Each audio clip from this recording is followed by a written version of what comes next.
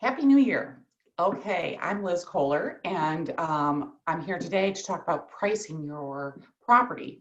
So, this is often one of the most kind of complicated, contentious areas because usually your real estate agent wants to price it low so she can move it, and you want to price it really high because you think it's way better than the neighbors, right? So, how do you price it? And what I would do is you will want to figure out how the market is in your area. So I live in a suburb outside Chicago, and we still have not really recovered from the recession.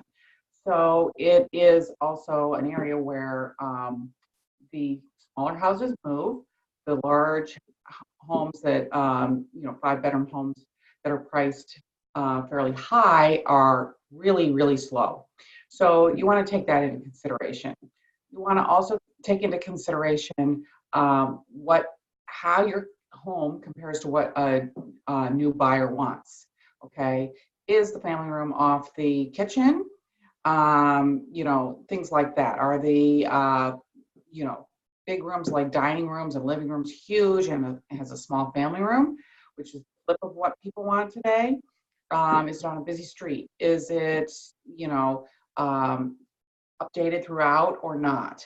And does it have new appliances? Are people going to have to do a lot of work? Those are all things that have to go into consideration.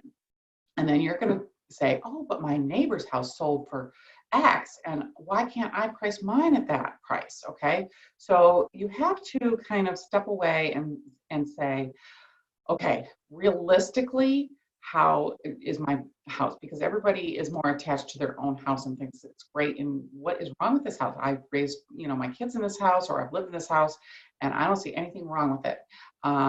You need to really let your real estate agent take a close look, and ideally she should bring, maybe 5 other real estate agents in there, and then you're going to want to look at the comps. And sometimes your house is, not, it isn't a cookie cutter and it's hard to find a comp. So you're going to have to do your best to estimate what that is. The danger of pricing it too high is this, okay, because clients always want to price high and agents always want to price it low. So it's finding that happy medium. So your argument from a seller standpoint is often, well, why can't I set it high, and if it doesn't sell, I'll bring the price down. That is a very dangerous strategy because most houses that are priced well to start with will move quickly, okay? And then those that don't sit, and then buyers wonder, well, if it's been sitting so long, there must be something wrong with it. I'm not going to buy that house. And so that is a very dangerous strategy. You are much better off pricing it low and running the risk of getting multiple offers or having it move right away. And then I know you're going to say, well, I could have priced it higher and gotten more for it. But you know what? The risk of having it sit on the market and having to pay those mortgage payments for another year is not worth it. Okay, so be very realistic, price it lower rather than higher to get it to move. And every property will sell at a certain price. And because we don't have two houses that are alike unless you're in a planned community type place. So make sure you price it extremely realistically. And if you put in a new garden, that doesn't count. I'm sorry. If you put in a brand new kitchen like the one behind me, it does count. The things that count the most for buyers are kitchens and bathrooms. So if you did put in a brand new kitchen like the one behind me, you'll get most of your money out.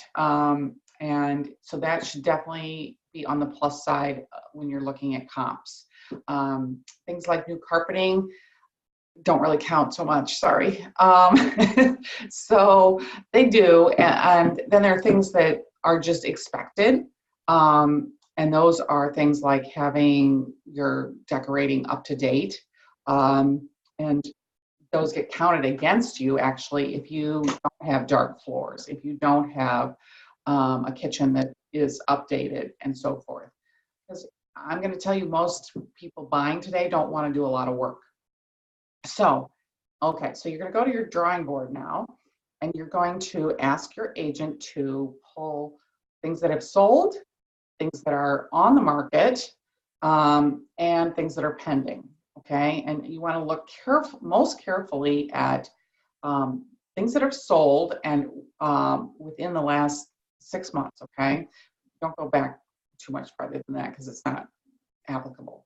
And take a look and see where you are on the plus side of that and where you are on the minus side of that realistically.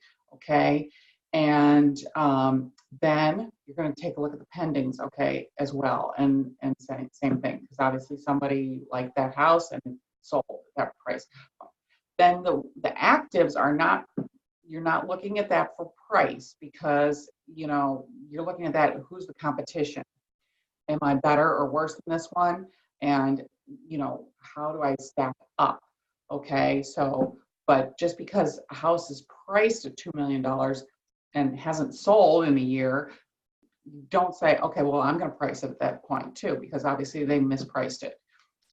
So anyway, I hope that helps. And next time we're going to talk about negotiating the contract. Okay, so, but get it priced right first. All right, thanks so much.